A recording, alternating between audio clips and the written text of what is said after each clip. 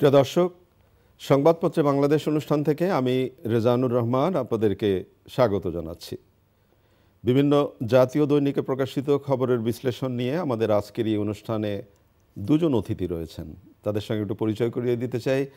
প্রথমে হাসনাইন খোরশেদ সূচি এবং আমার পাশে বসে আছেন MS রানা, বিভাগীয় সম্পাদক বিনোদন বিভাগ, আজকের পত্রিকা। আপনাদের স্বাগত অনুষ্ঠানে। আমরা আজকে খুবই খুশি যে দুজন অতিথিকে পেয়েছি অনুষ্ঠানে কথা বলবার জন্যে। তো সূচিকেই প্রথম জিজ্ঞেস করতে চাই, যেহেতু দুজন কথা বলবেন সেজন্য আজকে সংবাদপত্রের শিরোনামগুলো সেভাবে পড়ি না। প্রথম আলোতে শিরোনাম হয়েছে, সংবাদপত্রের শিরোনাম অভ্যুত্থানের অগ্রভাগে প্রার্থিতা পিছিয়ে, এটা ডাকসু নির্বাচনের একটি রিপোর্ট, এবং উচ্চকক্ষে পিআর নিয়ে গণভোটের চিন্তা, ঐক্যমত্য কমিশনের একটি রিপোর্ট, এবং সমকালের শিরোনাম হয়েছে নতুন সাংবিধানিক ব্যবস্থার প্রবর্তন কু হিসাবে গণ্য হবে। তো সূচি, আপনাকেই প্রথম জিজ্ঞেস করতে চাই, এই যে রাজনীতি নিয়ে এখন বিশেষ করে জুলাই সনদ কি হবে কি হবে না সব কিছু মিলিয়ে তো এখন আলোচনাটা সবচেয়ে বেশি তুঙ্গে। তো জুলাই সনদ বাস্তবায়ন, নতুন সাংবিধানিক ব্যবস্থার প্রবর্তন কু হিসাবে গণ্য হবে, এই যে বিএনপি স্পষ্ট কথা বলল, সব কিছু আপনার মন্তব্য কি? জুলাই জাতীয় সনদ নিয়ে আসলে একদম চূড়ান্ত পর্যায়ে এসে পড়েছে, কারণ জাতীয় ঐক্যমত্য কমিশনের মেয়াদ আগামী 15 তারিখ শেষ হচ্ছে। এর আগেই জুলাই সনদ চূড়ান্ত করতে হবে। আর কারণ এর আগে একবার মেয়াদ বাড়ানো হয়েছে, আর বাড়াতে যাচ্ছে না। তো এখন চূড়ান্ত পর্যায়ে এসে বেশ কতগুলো বিষয় জটিল হয়ে উঠছে। যে সংবিধান সংশোধনের বিষয়টাতে একটা বড় ইস্যু, যে সংবিধান সংশোধন আসলে কীভাবে হবে। সংবিধান সংশোধনের ক্ষেত্রে বিএনপির অবস্থান হচ্ছে যে তারা যে মূল যে প্রস্তাব ছিল যে নির্বাচনের পরে নতুন সংসদ 2 বছরের মধ্যে সংবিধান সংশোধন করবে, সেরকম একটা প্রস্তাব ছিল ঐক্যমত্য কমিশনের দিক থেকে। বিএনপি সেই প্রস্তাবেই অটল থাকতে যাচ্ছে, কিন্তু জামাত এবং এনসিপি তাদের অবস্থান হচ্ছে যে না, এনসিপি বলছে যে না, গণপরিষদ নির্বাচন করতে হবে, করে সংবিধান সংশোধন করতে হবে। জামাত বলছে যে গণভোটে যেতে হবে। এখন সময় তাতে কি এত আলোচনার সুযোগ নেই। তো আমি ব্যক্তিগতভাবে মনে করি যে সংবিধান সংশোধন অবশ্যই সংসদের মাধ্যমে করতে হবে। বিএনপি যেটা বলেছে যে নির্বাচনের আগে নয়, পরবর্তী 2 বছরের সংবিধান। সেইখানে আমার একটু আপত্তি, যে সংবিধান সংশোধনের জন্য 2 বছর সময় নেওয়া অনেক লম্বা সময়, এত সময়ের দরকার নেই। যদি সনদ চূড়ান্ত হয়ে যায়, সনদ অনুযায়ী সংবিধান সংশোধন হবে, এবং সেটা সংবিধান নতুন সংসদ নির্বাচনের পরে নতুন সংসদ হওয়ার মানে মিনিমাম সময়ের মধ্যে প্রথম অধিবেশনেই সংবিধান সংশোধন বিল আনা যেতে পারে। এবং তার মানে আপনি যেটা বলতে চাইছেন যে কথা আর কাজের প্রমাণটা থাকতে হবে, সেটা থাকতে হবে অবশ্যই। এবং এটা 2 বছর দীর্ঘায়িত করার কোনো স্কোপ নেই, এটা খুব মিনিমাম সময়ই করতে হবে। অনেক ধন্যবাদ আপনাকে। রানা, আপনাকে নিয়ে একটু আলোচনা করতে চাই। আপনি আজকের পত্রিকার বিনোদন বিভাগের প্রধান, এবং বিনোদন, বাংলাদেশের শিক্ষা, সংস্কৃতি, নানা বিষয়গুলো আমাদের অনেক আলোচনার জায়গা। তো একজন পত্রিকার বিভাগীয় প্রধান হিসেবে আপনার কি মনে হয় যে আমাদের দেশের সাংস্কৃতিক অঙ্গন এখন কেমন আছে? ধন্যবাদ। আচ্ছা, আমি যদি স্পেসিফিক 2টা বিষয় বলি, একটা হচ্ছে যে আমাদের আমরা বলি যে মিউজিক ইন্ডাস্ট্রি, ফিল্ম ইন্ডাস্ট্রি, কিন্তু খেয়াল করবেন আদতে এই এখন পর্যন্ত আমরা আসলে ইন্ডাস্ট্রি বলতে কিছু পাইনি। ইন্ডাস্ট্রি আসলে হয়নি, মানে ইন্ডাস্ট্রি বলি কিন্তু ইন্ডাস্ট্রি নাই। দেখেন, একটা সময় পর্যন্ত এক ধরনের চেষ্টা ছিল, কিন্তু এখন দেখেন ইন্ডাস্ট্রি কি করে, প্রডিউস করবে, শিল্প প্রডিউস করবে, কিন্তু এখন কি গান কোনো অর্গানাইজেশন, কোনো প্রতিষ্ঠান কিছু আছে? নাই। শিল্পীরা নিজেদের উদ্যোগে ইউটিউবে কিছু গান ছাড়ে। তো আমরা কিন্তু একদম ব্যক্তিগত। এখন সেই ক্ষেত্রে দেখেন আমরা আসলে মিউজিকও পাচ্ছি না, গানও পাচ্ছি না। অথচ আপনি খেয়াল করবেন যে আপনি সকালে ঘুম থেকে উঠে আপনি গুনগুন করে গান গাইতেই হয়তো আসেন, কিন্তু সেই গান কি গান গাচ্ছেন এখন? আমরা একটু আগে বলছিলাম যে আমাদের বাচ্চারা K-pop শোনে, বা কেউ হিন্দি গান শোনে, আমাদের গান শোনে না। কেন শোনে না? কারণ গান তো পাচ্ছে না, প্রডিউস হচ্ছে না। সেম একই জিনিস দেখেন আমরা যদি ফিল্মে যাই, ফিল্মে আমরা বলি ইন্ডাস্ট্রি, কিন্তু আসলে কি এটা ইন্ডাস্ট্রি হিসেবে দাঁড়ালো না। তো আমরা একের পর এক দেখছি যে হল বন্ধ হয়ে যাচ্ছে, এটা নিয়ে আমরা কথা বলি, সিনেমা হল বন্ধ হয়ে যাচ্ছে। কিন্তু সিনেমা হলগুলো কেন বন্ধ হচ্ছে? এটা চালানোর জন্য আসলে কি লাগবে? সিনেমা লাগবে, সিনেমা তো হচ্ছে না। কেন হচ্ছে না? প্রডিউসার নাই। তো সামগ্রিকভাবে আসলে এটা নিয়ে যে কথা বলা, সলিউশন করা, এরকম আলোচনা বা হচ্ছে এই কোনো উদ্যোগও কিন্তু নাই। ধরেন আজকে আমরা এই টকশোতে বা এই আজকের আলোচনায় আমরা বিনোদন নিয়ে কথা বলছি বা সংস্কৃতি নিয়ে কথা বলছি, আপনি খেয়াল করবেন যে আমাদের টকশোগুলোতেও নানা সমস্যা নিয়ে কথা হয় এবং সেগুলো পলিটিক্যাল একটা আমি কথাবার্তা। আপনাকে আশ্বস্ত করতে পারি যে আমরা এই আপনার এই যে বক্তব্য সেটা খুবই গুরুত্বের সাথে নিলাম এবং আমরা খুব আলোচনা করতে চাই। গতকাল ছিল সাবিনা ইয়াসমিনের জন্মদিন এবং আজকে চ্যানেল আইতে শাইখ সিরাজের নির্মাণে একটি অনুষ্ঠান হবে। আপনি নিশ্চয়ই সেই অনুষ্ঠানটি দেখেছেন এবং জয়ফুল সাবিনা ইয়াসমিন এবং খুব বর্ণাঢ্য এবং এত তথ্যভিত্তিক এই অনুষ্ঠান। তা কি মনে হয় রানা, আপনার কি মনে হয় যে এই যে আমাদের মাথার উপর যে ছাদ আমাদের সাংস্কৃতিক ব্যক্তিত্বদের, তাদের নিয়ে আমরা কি খুব বেশি সরগরম থাকি মনে হয়? আমি সুচির কাছেও জানতে চাইবো রানার পরে। আমি ওই যে একই কথা কিন্তু আসে, দেখেন শুধু সাবিনা ইয়াসমিন কেন, আজকে সাবিনা ইয়াসমিন নিয়ে যে আমি প্রোগ্রামটা অনুষ্ঠানটা দেখেছি এবং আমার কাছে খুবই ভালো লাগলো। ধরেন আমরা হয়তো মানে ভালোর তো শেষ নাই আসলে, আমরা চাইলে আরও বড় অ্যারেঞ্জমেন্টে আরও অনেক ভালো করতে পারতাম, কিন্তু এই যে প্রোগ্রামটা হলো আমার কাছে মনে হলো কি যে এই মানে এই ধরেন প্রচণ্ড গরমে এক পশলা বৃষ্টির মতো একটা স্বস্তি দেওয়ার একটা ব্যাপার।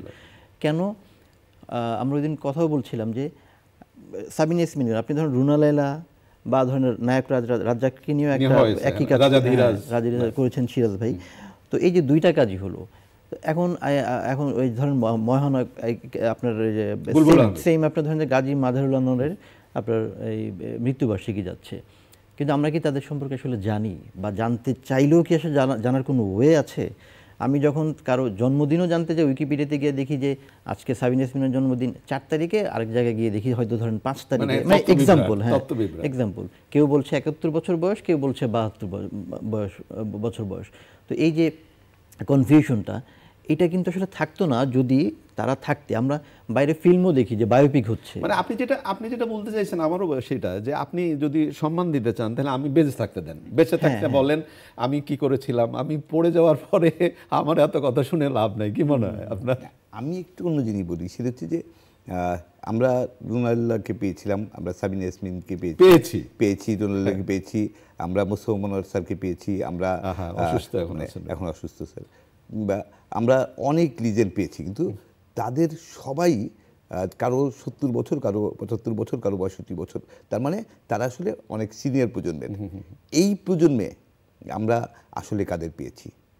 এই প্রজন্মে মানে ধরুন একটা সময় বোঝা যাচ্ছিল যে তারা উঠে আসছেন, কিন্তু এই প্রজন্মে নতুন তারকা, নতুন শিল্পী, নতুন সংস্কৃতিকর্মী কারা উঠে আসছেন, সেরকম ফেস আমরা পেতে চাই। কারণ আমাদের সংস্কৃতি একটা ধারাবাহিকতার বিষয়, সেই ধারাবাহিকতার জায়গায় নতুন প্রজন্ম থেকে যদি আমরা উজ্জ্বল মুখ না পাই, তাহলে আসলে বাংলাদেশের সংস্কৃতি এগিয়ে নেওয়ার। অনেক ধন্যবাদ আপনাকে। প্রিয় দর্শক, আজকে চ্যানেল আইতে 2:40 জয়ফুল সাবিনা ইয়াসমিন শাইখ সিরাজের নির্মাণে অনুষ্ঠানটি দেখবেন আপনারা, এটি আশা করি। হ্যাঁ, আমি একটু বলবো, সেটা হচ্ছে কি ধরেন আমরা এক্সপেক্ট করি যে নতুন প্রজন্মের ছেলেমেয়েরা উঠে আসুক, কিন্তু ওই যে একটু বললাম যে আপনিও বললেন যে আমাদের সিনিয়র যারা আছেন তাদেরকেই তো আমরা ধারণ করে রাখতে পারছি না।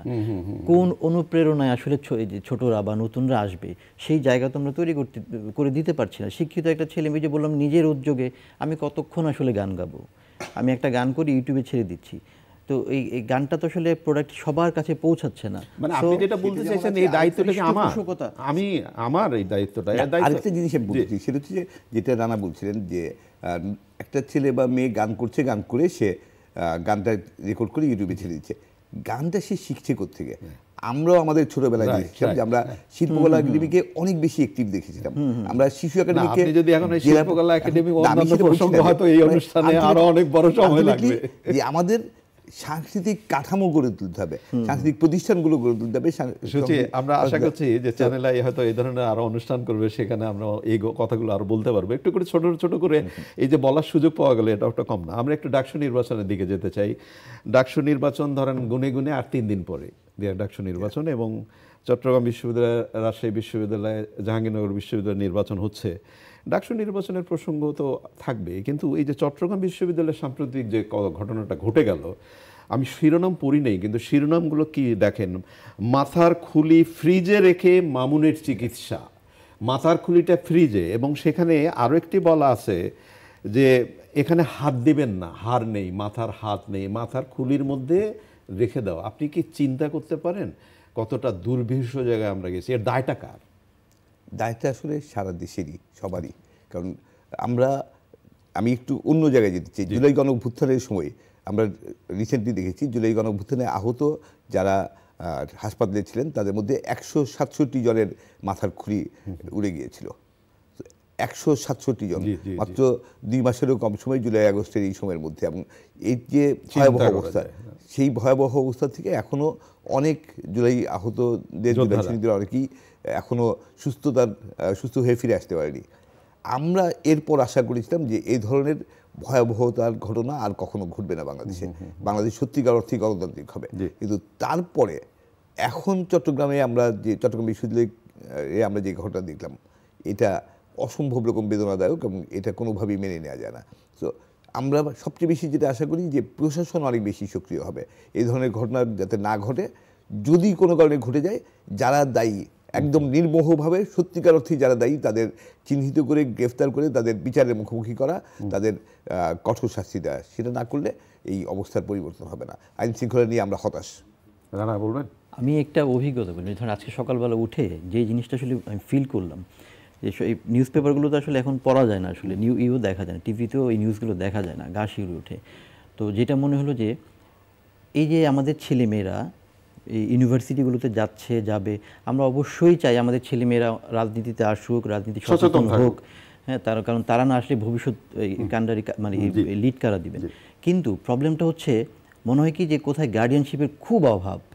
মানে আমার ছেলে মেয়েকে আমি আমার কাছ থেকে আরেকটা জায়গায় পাঠিয়ে দিব, সেইখানে যদি গার্ডিয়ানশিপটা না থাকে, তাহলে এই যে ধরেন আমার ফ্রেন্ডের ছেলে, তাকে ইউনিভার্সিটিতে ভর্তি করবে, তারা পাবলিকে চান্স পাওয়ার পরেও খুব করে এরপরে শেষ পর্যন্ত সে প্রাইভেটে গিয়ে ভর্তি হলো। কেন? আমার কাছে যেটা মানে নিজের কাছে প্রশ্ন, পরে আমার কাছে যেটা মনে হলো যে এই যে গার্ডিয়ানশিপের খুবই অভাব। ওই ছেলেটা ওইখানে গিয়ে কি আসলেই রাজনীতিক সচেতন হবে, রাজনীতি করতে পারবে, বা সে কি আসলেই মানুষের মতো মানুষ হতে পারবে, নাকি এই যে মাথার খুলি না নিয়ে মানে এরকম একটা পরিস্থিতির মধ্যে চলে আসবে।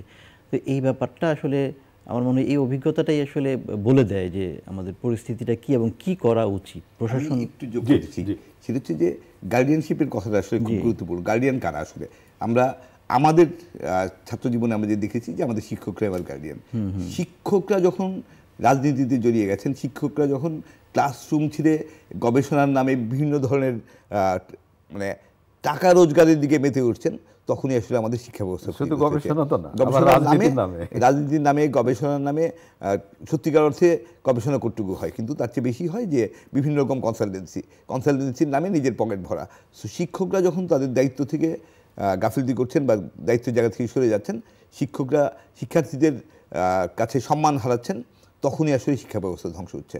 আমরা শিক্ষক সমাজের প্রতি সবচেয়ে বেশি আহ্বান জানাবো যে শিক্ষাঙ্গন যদি সুস্থ অবস্থা ফেরাতে হয়, আমাদের ভবিষ্যৎ প্রজন্মের জন্য যদি সত্যিকার অর্থে ভালো ভবিষ্যৎ করতে হয়, আমাদের শিক্ষকদের আসলে প্রথম সংশোধন করতে হবে। শিক্ষকদের তো অবশ্যই দায়িত্ব আছে, কিন্তু একই সাথে পরিবেশ পরিস্থিতি, আইন শৃঙ্খলা, ন্যায় নীতি, এইটাও যে একটা ব্যাপার। এটা যেমন ধরেন যুগান্তরে একটা শিরোনাম হয়েছে, পুরো দমে কঠোর অবস্থানে নেই আইন শৃঙ্খলা বাহিনী, নিরাপদ নন সাধারণ মানুষ। এই যে নিরাপদ নন সাধারণ মানুষ, সামনে নির্বাচন আসছে, নিরাপদ না, কারণ প্রচুর আইন শৃঙ্খলার অবনতি আমরা প্রতি মুহূর্তে দেখছি। আমরা একটা জায়গায় বারবার বলতে চাই যে আমরা সবসময় একটা প্রবণতা দেখছি যে সব কিছুই যে বিগত সরকার, স্বৈরাচারের দোসররা, তারা ষড়যন্ত্র করছে। একটা মজার ব্যাপার আছে, আর বিগত সরকারের সময় বলা হতো কিছু একটা ঘটলে জামাত শিবির এবং বিএনপি জামাত শিবির, এখন বলা হচ্ছে ফ্যাসিবাদ। হ্যাঁ, ফ্যাসিবাদ। তো ফ্যাসিবাদের দোহাই দিয়ে আপনি কতদিন পার করবেন? এটা অনন্তকাল চলতে পারে না। 1 বছর পার হয়ে গেছে এই সরকারের। এখন আইন শৃঙ্খলার ক্ষেত্রে যদি ব্যর্থতা হয়, সেটা আসলে সরকারের ব্যর্থতা, এটা সরকারকে মেনে নিতে হবে। এবং সরকার যদি না পারে, সরকারের দ্রুত সরে যাওয়া উচিত। কিন্তু আলটিমেটলি নতুন সরকার যেই আসুক, তারও কিছু যে আইন শৃঙ্খলার অবনতি অব্যাহত থাকলে সেটা ডিজাস্টার হবে দেশের জন্য। আইন শৃঙ্খলা ঠিক করতেই হবে। রানা, আপনাকে আরেকটা বিষয় নিয়ে আলাপ করতে চাই। বুলবুল আহমেদ, মহানায়ক বলি আমরা, তার মেয়ে তিলোত্তমা গান গায় এবং আইনজীবী তিনি মহানায়কের ছায়াছবির গান গেয়েছেন এবং উনি গান। কিন্তু আমার একটা প্রশ্ন, যেটা আপনি যেহেতু একটা গুরুত্বপূর্ণ দায়িত্ব পালন করেন, এই যে কিংবদন্তিদের দায়িত্ব পরিবারকে নিতে হয় কেন? আচ্ছা, ওই যে একটু আগে যে বললাম যে আসলে গার্ডিয়ানশিপ, গার্ডিয়ানশিপের মানে ধরেন এই যে শিল্প সাহিত্য সংস্কৃতি বলেন, এগুলো আসলে পৃষ্ঠপোষকতা এটা তো আসলে গভর্নমেন্ট থেকেই, মানে আমরা তো আশা করি যে এটা সরকার থেকেই এক ধরনের ইনিশিয়েটিভ হবে। তো ওই যে একটু আগে যে বললাম যে সাবিনা ইয়াসমিন বা রাজ্জাককে নিয়ে আমরা কোনো তথ্যচিত্র কোথাও কোনো পাচ্ছি না, যে চ্যানেল আই থেকে 2টা মাত্র হলো। তো এই যে ব্যাপারটা যে বুলবুল আহমেদ, মানে ওই যে আবার দেখেন অনেকগুলো বিষয় খুবই রিলেটেড, যে নতুনরা কেন আসছে না কারণ হচ্ছে সাবিনা ইয়াসমিন হয়ে বা উনি কি পেলেন বা আমার ভবিষ্যৎটা কি, হই বা কি পেলেন। হ্যাঁ, তো এই যে এখন ধরেন বুলবুল আহমেদের মেয়ে গান যদি ওনাকে নিয়ে কাজ না করতেন, আমরা সারা বছর তো বুলবুল আহমেদের কথা মনেই করছি না কেন, কারণ তার ওই ডকুমেন্টেশনগুলো নাই, আমরা তাকে মহানায়ক হিসাবে এস্টাবলিশ করতে পারছি না, আমরা তাকে নিয়ে একটা বায়োপিক, তাকে নিয়ে নানা ধরনের আয়োজন হচ্ছে না। সেম গাজী মাজারুল আনোয়ার ধরেন এত বড় একজন গীতিকার, উনি সিনেমার প্রডিউসার পরিচালক, ওনার মৃত্যুবার্ষিকী চলে যাচ্ছে, কোথায় মানে তাকে নিয়ে আপনি জিজ্ঞেস করেন যে আমার মনে হয় যে অনেক মানুষই জানে না যে হুইজ গাজী মাজারুল আনোয়ার। তো এই যে ব্যাপারগুলো এই যে হচ্ছে না পৃষ্ঠপোষকতা, এইগুলো না হওয়ার কারণেই এখন ওনারা শিল্পী হিসাবে যতটুকু নিচ্ছেন, আমার ধারণা যে বাবা হিসাবে দায়িত্বটা আর বেশি নিচ্ছেন, যে আমার বাবা, হ্যাঁ উনি, আর শিল্পী হিসাবে আসলে নেয়ার দায়িত্ব আমাদের, সেটা আমরা নিতে পারছি না। আমার মনে হয় এই ব্যাপার এই জিনিসগুলো রিকভারি করা উচিত, তা নাহলে আমরা আমাদের ভবিষ্যৎটা খুব আরো খারাপ আমরা হয়তো শিল্পী আর খুঁজি, আমাদের আমরা যে পাচ্ছি না কেন প্রশ্নটা করছি, তারপর হয়তো ব্যাপারটা এরকম হবে যে আসবে কেন না, ব্যাপারটা এরকমই হবে। হয়তো দেখা যাবে যে একজন প্রচন্ড গুণী মানুষ আমাদের মাথার উপর বাতিঘর, তাকে হয়তো একদিন আমাদের তরুণ প্রজন্মের বাচ্চা জিজ্ঞেস করুন উনি কে।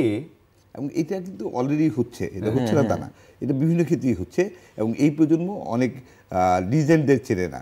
এবং আমাদের যেটা হচ্ছে যে কোনো সমাজ যদি সত্যিকার অর্থে করতে হয়, তার সামনে আইডল তৈরি করতে হয়, তার সামনে আদর্শ, মানে প্রত্যেকটা ক্ষেত্রেই আদর্শ শিক্ষক, আদর্শ শিল্পী, আদর্শ লেখক তৈরি করতে হবে এবং তাদেরকে নতুন প্রজন্মের সামনে প্রজেক্ট করতে হবে যাতে তারা উদ্বুদ্ধ হয়। আমাদের নতুন প্রজন্মকে উদ্বুদ্ধ করার মতন চরিত্র আমরা কয়টা তৈরি করতে পেরেছি? আমাদের জাতীয় নেতৃত্বের ক্ষেত্রে যদি বলি, আমাদের রাজনীতিবিদরা সবাই, মানে আমাদের নায়করা ভিলেন হয়ে যায়, নায়করা খলনায়ক হয়ে যায়। এটা খুব দুঃখজনক। যারা আমাদের নায়ক, সেটা একদম শুরু থেকেই, আমি যদি মুক্তিযুদ্ধের সময় থেকে বলি, তারপর বিভিন্ন সময় আমাদের নায়করা খলনায়ক হয়ে গেছেন। এবং এই প্রজন্মে এসেও আমরা দেখছি যে 24-এর নায়করাও কেউ বিতর্কিত হয়ে যাচ্ছেন। এটা আমাদের খুব গুরুত্বপূর্ণ কথা। আমি খুব দুঃখিত যে আমাদের নায়করা খলনায়ক হয়ে যাবে কেন? আমাদের নায়কদের আমরা নায়ক হিসেবেই শেষ পর্যন্ত রাখতে চাই। এবং যখন কেউ একটা বড় কাজ করবেন দেশের জন্য, জাতির জন্য, তখন তার অবস্থাটা অনেক উপরে চলে যায়। সেই অবস্থানে নিজেকে ধরে রাখা একটা বড় ইস্যু। কিন্তু সেই অবস্থানে গিয়ে তারপরে যখন কোনো ধরনের অপকর্মের সাথে তার নাম জড়ায়, তখন আমরা খুব হতাশ হই। এখানে বোধহয় রাজনীতি খুবই জরুরি। সঠিক পর্যায়ে দেশ পরিচালনা এবং দেশের মানুষ যারা রাষ্ট্র পরিচালনা করেন, তাদের ন্যায় নীতি নিষ্ঠাবান, সেটাই বোধহয় অনেক ক্ষেত্রে প্রভাবিত করে নিঃসন্দেহে। এবং সেই ধরনের ব্যক্তিত্ব যারা অনেক বড় কিছু করে দেশের মানুষের ভালোবাসা, মানুষের শ্রদ্ধা অর্জন করেন, তাদের আসলে সেই অবস্থানটা ধরে রাখার ব্যাপারে অনেক বেশি সচেতন থাকা। সেই পরিবেশ কি আশা করা যায়? আর আমরা তো আশা তো সবসময় করব, কিন্তু আমরা হতাশ হই বারবার। এটা হচ্ছে দুঃখজনক। আমরা 24-এর নায়কদের সবাইকেই আমরা আসলে চাই যে তারা আরো অনেক বড় হবে, অনেক বেশি উদ্ভাসিত হবে, কিন্তু তাদের নাম জড়িয়ে বা তাদের কেউ যদি সত্যি নেতিবাচক কিছুর সাথে জড়েন, সেটা আমাদের অনেক ধন্যবাদ হাসনাইন খোরশেদ সূচি এবং এম.এস. রানা আপনাদেরকে আজকের অনুষ্ঠানে আসবার জন্য। প্রিয় দর্শক, আমরা যে বিষয়গুলো নিয়ে কথা বললাম আপনারা নিশ্চয়ই শুনলেন। আমাদের দুজন অতিথি যে কথাগুলো বললেন আপনারা নিশ্চয়ই মনে রাখবেন। একটা কথা বলি, দেশ আমাদের, দেশটাকে এগিয়ে নিয়ে যেতে হবে আমাদেরকেই। ভালো থাকবেন। আগামীকাল নিশ্চয়ই সময় আবার কথা হবে। খোদা হাফেজ।